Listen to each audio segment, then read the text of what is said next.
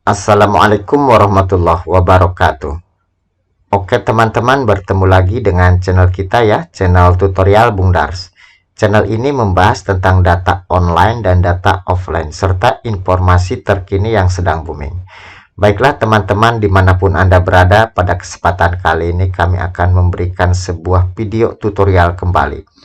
Nah, untuk kali ini, tutorialnya adalah cara mengisi riwayat pendidikan pada DRH P3K guru dan non-guru di SSCASN apabila nanti untuk menu daftar riwayat hidupnya itu sudah dimunculkan. Nah, ini kami akan memberikan pencerahan sedikit bagaimana cara mengisi riwayat pendidikan ini.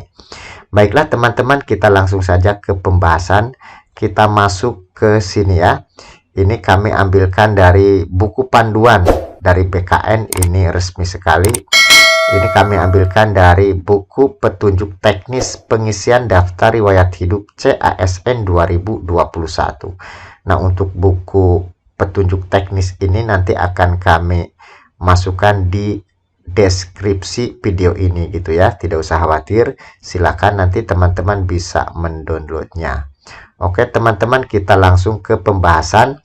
Nah, kalau video tutorial sebelumnya itu cara mengisi data perorangan ya, silakan bisa dikunjungi. Nah, sekarang itu kita mengisi untuk data pendidikan itu seperti apa, atau riwayat pendidikan itu seperti apa.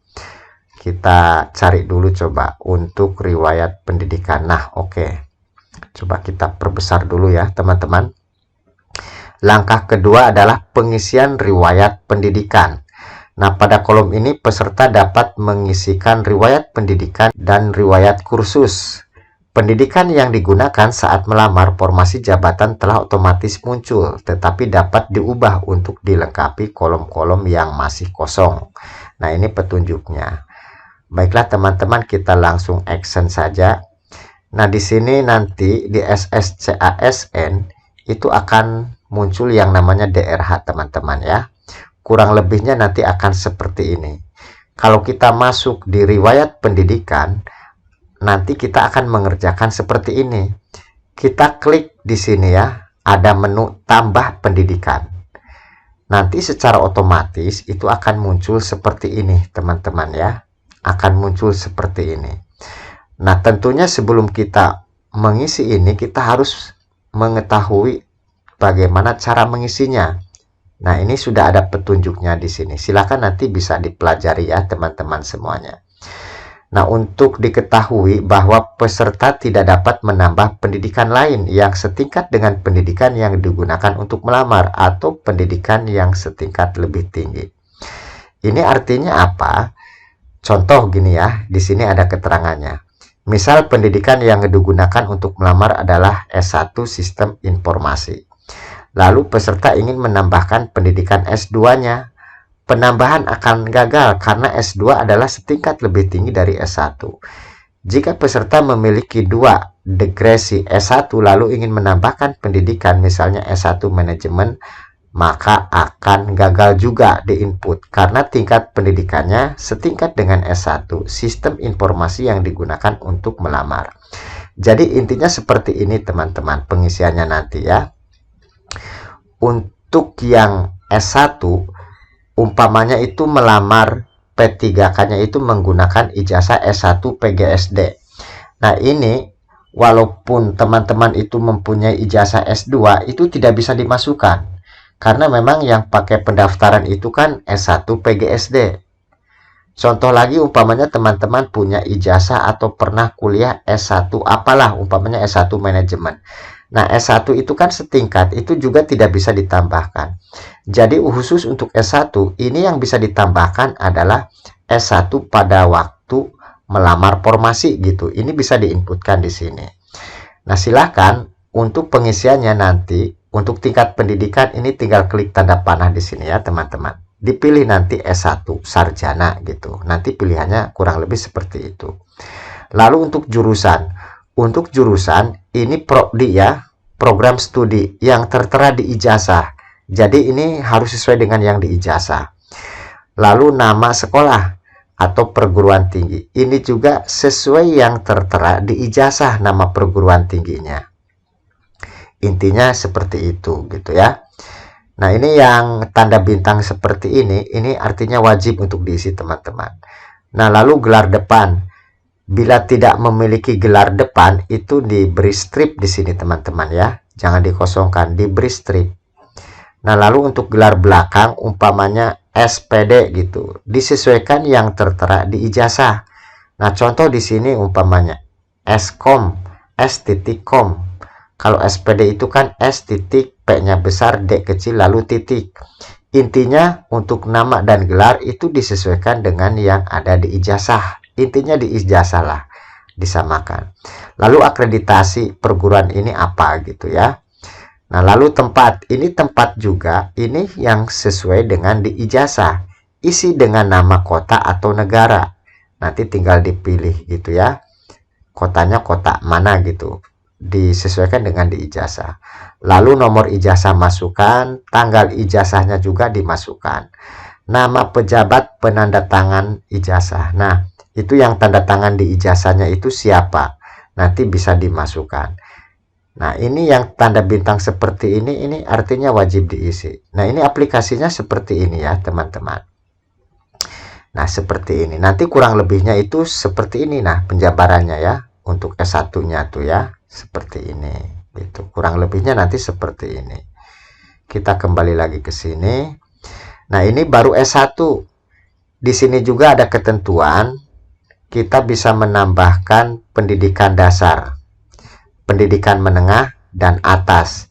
Jadi kita bisa menambahkan mulai dari pendidikan dasar SD, SMP, sampai SMA atau SMK.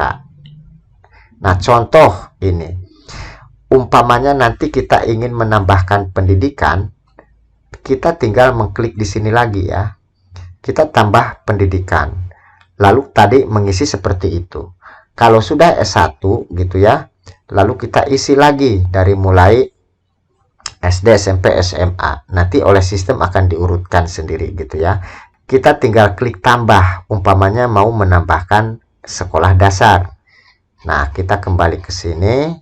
Nah, umpamanya kita ingin menambahkan pendidikan dari mulai SD, SMP, SMA. Contoh gitu ya. Tingkat pendidikan.